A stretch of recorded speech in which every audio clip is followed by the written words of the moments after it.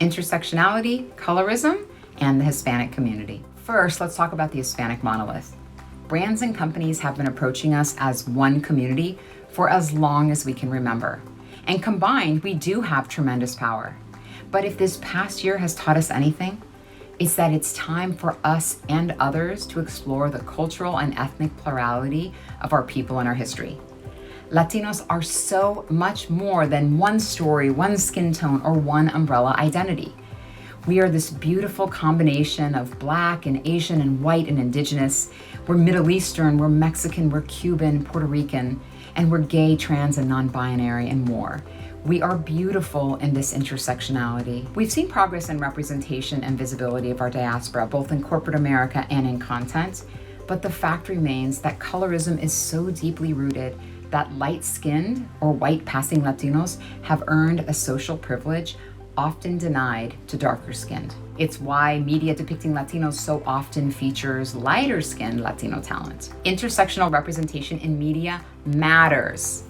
The bigger issue, though, is there are so few pieces of content that are about or feature Latinos and Latino stories that when one piece does come out, there's an immediate pressure and expectation that that content must represent the entirety of all of our experiences from 30 different countries.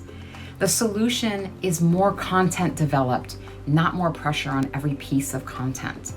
Let's celebrate the creators that bring us diverse content, demand better representation, of course, but also demand that more of our Latino writers and producers get their content greenlit.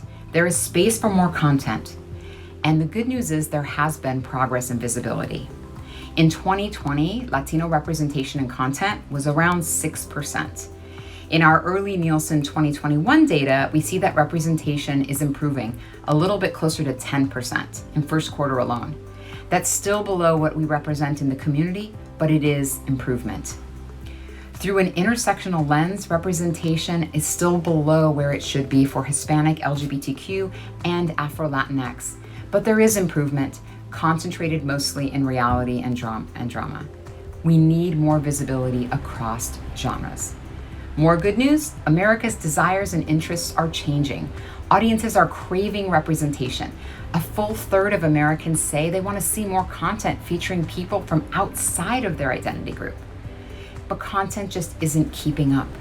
Let's celebrate the movement we've seen, and at the same time, let's keep pressure on Hollywood to represent our community with more accurate depictions and casting of the Latino diaspora.